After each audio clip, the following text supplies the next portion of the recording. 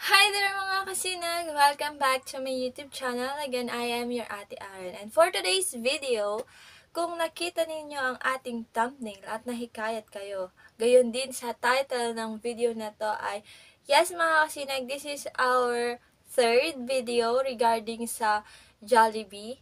This is our third video na Jollibee content. Ayan mga kasinag. So, our video for today ay pag-uusapan natin tungkol sa comprehensive exam. So, if you're interested mga kasinag, just keep on watching.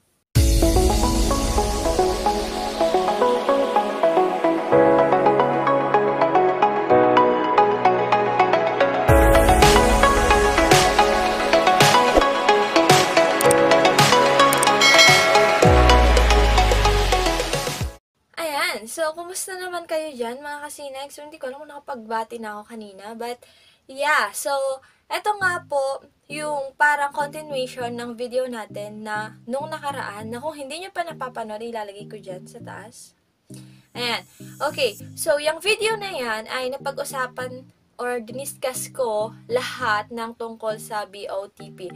Ngayon pala, may mga nagtatanong, bago ako mag-proceed talaga sa pinaka-video natin mga kasinaga, may mga nagtatanong kasi kung ano yung coverage ng exam na yon do sa daily exam ng BOTP. So, may dear kasinag, nasa description box yon kung ano man yung yung coverage and yung type of exam niya nandun sa description box. So, yun na nga mga kasinag. So, mabalik tayo dito sa ating pinaka-video, which is yun nga pong comprehensive exam. Ayan. So, ipapakita ko ulit ito sa inyo kasi dyan naman tayo mag-base. Okay, so, dito nga sa ating BOTP class, Learning Journey. Ayan, so, sa restaurant, operations, delivery truck, ito yung pinaka-last step. Okay? Kung hindi mo to may papasa ay hindi ka na makakapagtuloy sa susunod, which is yung nasa baba na magkakaroon din ako ng upcoming video regarding that mga kasinag, which is the shift management. Okay, so sa mga interested, abang-abang lang po kayo.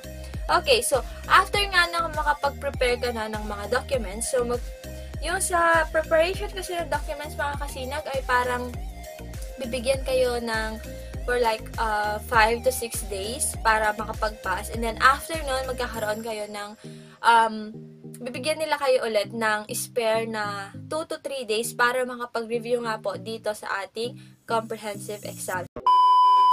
So, yung comprehensive exam mga kasinag ay isang araw lang siya na pwedeng i-take and one time, big time lang talaga siya mga kasinag. So, unlike sa mga exam sa station exam sa BOTP ay twice mo siya, 'di ba? Twice tayong pwedeng makapag-take ng exam. Kapag di mo napasa yung isa, yung unang take, pwede kang magkaroon ng second take. But dito sa ating comprehensive exam mga kasinag ay hindi po siya pwede ng ganon. Kapag hindi mo siya napasa within your first take, sorry, hindi ka na matutuloy sa iyong pagiging management trainee. Okay? So, ano nga ba ang mga nakapaloob dito sa inyong comprehensive exam? Okay, so yung comprehensive exam mga kasinag ay pagkakaalam ko, time pressured, which is bibigyan nila kayo ng 3 hours para i-take yung exam na yon. Okay, correct me if I'm wrong mga kasinag, pero sa akin kasi yun yung pagkakaalam ko. Okay, so kung hindi, feel free to correct me naman. Okay, I'm open for correction naman. Okay, so yun nga po, 100 items yung ating comprehensive exam, and then sa type of exam niya ay multiple choice siya. And then doon sa coverage naman ng exam ay kung ano yung mga in-exam mo doon sa station exam, kung ano yung mga natutunan mo doon, ay sure na sure ako na magpapasok yan sa inyong BO pinaka-comprehensive exam. Okay, so comprehensive exam kasi mga kasinag, kumbaga sa mga nag-aaral, di ba? Meron tayong mga quizzes, activities, ganyan. So yun yung mga yun, yung quizzes and activities sa school, yun yung tinuturing na station exam or yun yung nasa under ng BOTP. But pag dumating na yung quarter exams, like first quarter, di ba? Yan yung may mga exam tayo. So, yan naman yung pinaka-comprehensive exam dito sa Jollibee, okay? So, para lang hindi kayo maguluhan. So, yun nga mga kasinag. So, ano nga ba yung coverage niya? So, yung coverage ng inyong comprehensive exam, ay dyan pumapasok yung mga cooking time, holding time, final cook temp, secondary shelf life, ayan, yung mga yan. So, bago kayo mag-exam ng comprehensive exam, see to it na lahat ng napag-aralan ninyo sa inyong station exam ay naalala nyo pa. Kasi napakarami yon, nakakahilo. Especially the secondary shelf life, di ba? Diyan tayo magkakatalo. And then, huwag kayong malilito doon sa final cook temp, cooking time, yung mga yan, di ba? Serving temperature, yung mga yan. So, halo-halo kasi, so nakakalito. So, yun nga ang mapapayo ko sa inyo mga kasi, yung mga pinag-aralan ninyo sa station exam ay wag na wag ninyong kakalimutan. Kasi yung mga standard na yan ay kakailanganin nyo pa siya pagdating sa inyong comprehensive exam. Okay?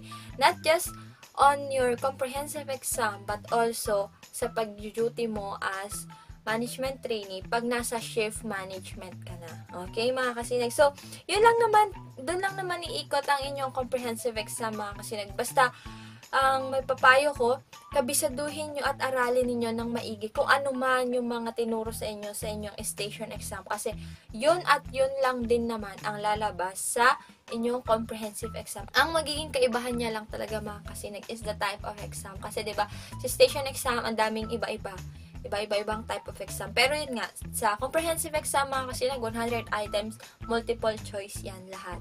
Okay, so, ayun lang, ganyan lang kabilis naman kasi wala naman akong masyadong sasabihin regarding that. Pero may concern ako mga kasinag bago ko i-end ang video natin na to. Ayan, so napansin ko kasi sa nakaraang video natin ay may mga humihingi sa akin ng mga pointers, ganon, yung mga reviewers. Ayan. So, mga kasinag, I'm really sorry to tell you, but we are not allowed to do that. Diba? Okay? So, ayoko naman na in near future dyan pa masira yung pagiging management trainee ko rin. Diba? Ayokong magka-issue kasi sa Jollibee. So, sana maintindihan ninyo, mga kasinag, na hindi kami pwede mag-disclose ng mga yan. And then also, yung mga nagtatanong ng mga salary and everything. Ayan, so hindi po kasi talaga kami pwede na mag-disclose ng mga ganyang information. So, kung nakaabot ka man sa minute ng video na to, mga kasinag, ay thank you so much. Ayan, so, pangatlo na to, last na lang yung i-upload ko na related sa Jollibee, yung magiging Jollibee content ko. At sana sa susunod na video natin ay nandun ka pa rin. So, again, I am your ate Aren, mga kasinag. So, ready for the worst, hoping for the best. So, see you sa ating next upload, mga kasinag!